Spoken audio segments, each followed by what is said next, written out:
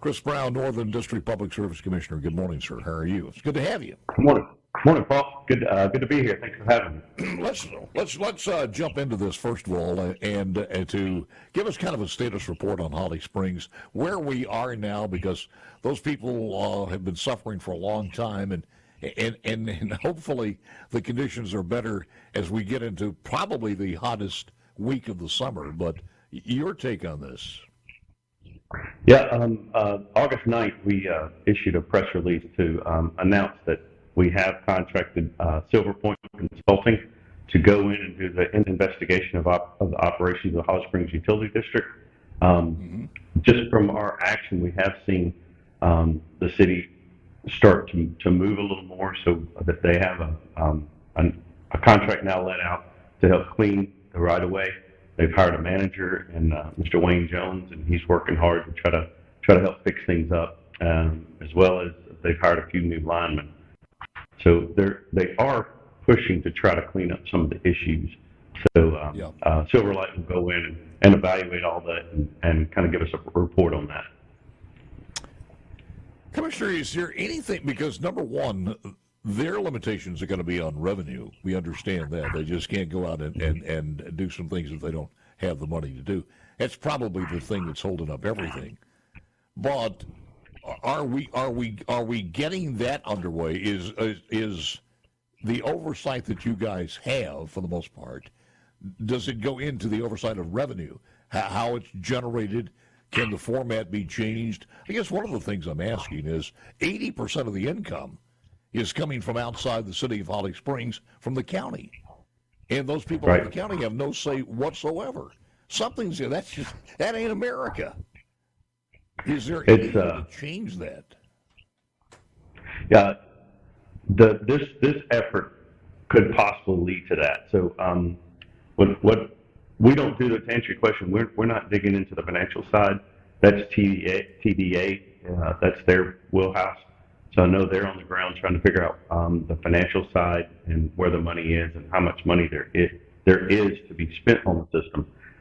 The problem is with growth on the lines, when growth is laying on a power line, it causes hot spots, which is parasitic loss. So they're losing power.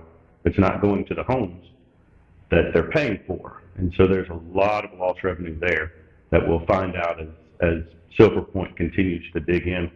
But to answer your question, can the PSC change it? We can't change it, but if we get to that point, after Silver Point does their job, we'll have some open hearings, hear from everybody that's impacted by this, anybody that wants to be party or intervene on behalf of themselves or a city or a town inside the utility district. They can take part in those hearings and briefs as well. And once we have that, a judge. Yeah. Doesn't sound like rocket science. There's a limb that's hanging over a tree. It's not being maintained. It's going to cause problems sooner or later. Cut the limb. Do your regular maintenance. Doesn't seem like you need a summer committee to study that. The other part of that is this. If 80% of the people, or in this particular case, 100% of the people, are continuing to see outages, even after we've passed a law, even after everything else that we've talked about, it just seems that there should be a collective lawsuit or something that the citizens who are being cheated out of, if they're paying and not getting it, somewhere down the line, either you sue the Holly Springs people, if you can get blood out of turnips, do it, or if you can sue TVA. Somewhere down the line, as Jerry Clower said, shoot up there among us, one of us got to have relief. You're right, and so there's more to it than that too. As the power cycles on and off, they have spikes, and so people lose air conditioners, freezers, coolers, things like that to really impact them financially, as well as going without power for extended periods of time. We had one gentleman report to us that he was for 90 hours. So that's just unacceptable. And Senate Bill 2453, which gave us the power to kind of go in and look at this, it will give us some teeth to go in and try to make sure that those 80% do have some voice in this system where they don't now. Do we need an additional a bill that takes this to the next level in the 2025 legislative session? I don't. I think Senator Whaley did a good job with crafting Senate Bill 2453. I think that's going to give us the tools we need to give relief to the crisis in the Holly Springs Utility District. We'll know. We're going to push this as quick as we can to move it along and get relief up there just as soon as we can. Just asking again, Chris Brown, Northern District Public Service Commissioner, is my guest. Just asking, Chris, are the outages up or down as far as total number of outages? Our reports are up. So we've got reported just since January 1 of this year, 763 outage complaints just this year. And so that's, again, as of January 1st. Since all of this news from last year during the legislative session, or this spring during the legislative session, and up to now, and the law, and again, July 1st it became law, again, whatever new abilities you guys have, the outages are actually increasing instead of decreasing. Just in July alone, there's 160. That's 160 in July alone. So that's the number. In July, wait a minute.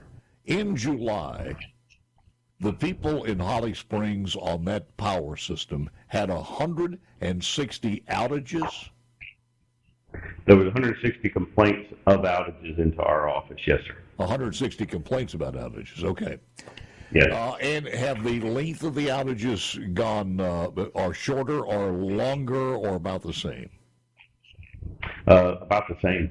And so, like I said, I think it was in, it might have been April that the gentleman reported 90 hours, which is amazing to me, to know that you were out of power in this day and age over 90 hours. Of course, so what we're going to dig in as Silver Point is independent. So they're going to dig in and find out the management, distribution, system operations, reliability, utilities management overall, customer service, related functions including bill collection, auto bill accuracy, and customer care. So we'll have a pretty good report when they get done with their work. I'm a little confused being a former Delta guy and also living in the central part of the state under Entergy. What the partnership is between Holly Springs and TVA? Can you kind of explain this for all of the people who are not in that in that area? Yes. So just here recently, I think I can share this because it's public knowledge. The aldermen of the city of New Albany were contacted by TVA digging into the financial side. So they're trying to make sure that the system is healthy financially, and PSC is trying to make sure it's healthy operationally. So they went in and asked for financial records, and the alderman granted it to them. The mayor of Holly Springs vetoed it, and then the alderman came back and unanimously overrode the mayor's veto. So that's progress for sure, and I am proud of the aldermen of Holly Springs that are standing up to try to fix this issue. Yeah. Has the state auditor been called in there at all? Do you know? The way I understand it, he has been up there in the past. But it seems, from just preliminary what I heard from him, it seems to be just gross mismanagement of the system itself. Wow. But TVA is doing a deeper dive with their financial audits to try to stabilize it financially. We got a quick break here, Chris, and I got a couple of other questions. Can you hang on, sir?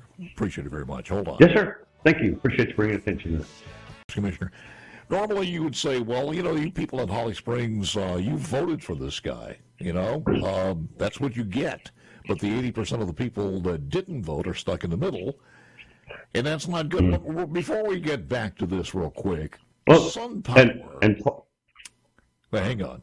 SunPower has filed for Chapter 11. They're a big company that makes and has solar panels. SunPower, they have declared bankruptcy day before yesterday after announcing plans to sell a portion of its operation to Complete Solera $45 million. I don't see how you can do that and declare bankruptcy too before the move. But do we have anybody in our state? Are they in Mississippi as far as you know? No, sir, they're not. Not as far as I know. SunPower's not. So our solar people are financially solid in this state. Most of the solar that we have is private capital or private solar companies contracting with private landowners, and they have a power purchase agreement. So it's not a lot of utility scale solar yet. All right. I want to do this. I have limited time here, but one of our listeners is Danny, and I feel for these people. I really do.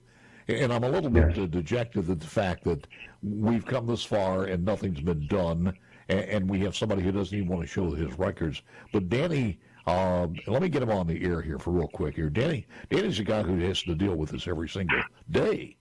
And Danny, are you there, sir? Danny? Yeah. Good morning, sir. Yes. Yeah, just give me an idea as we take us into your home or your business and tell me a little bit about what's going on with you. Well, I mean, we live up there in Holly Springs at the Red Banks area, and every day your power starts clicking on and off, on and off, on and off. It'll go off for 10 seconds, come back on, 10 seconds, come back on. Sometimes it'll go off for a couple of hours. I mean, I've already had to, I can't 100% say that it was what burned my air conditioner up in my living room, but it's funny, I've never had any problems out of it until the off, on stuff. I've got a tree in my yard that they have one of their guide wires coming off of one of the tied to. It's cutting into my tree. It's already cut into it about 4 inches. I've contacted George Humphreys several times. Well, I've talked to him once. I've left several messages and told him it's going to kill my tree and it's going to fall on the power lines. And y'all going to expect me to clean this up. I mean, it's not right. Y'all need to get out here and do something. The cable company come out to install Wi-Fi or whatever it is.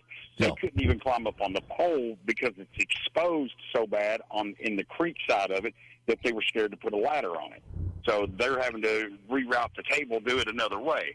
I mean, it's ridiculous, man. I've spent probably $1,500 a year renting hotels because our power goes out and we don't have hot water or anything else. I mean, no reimbursements for none of it.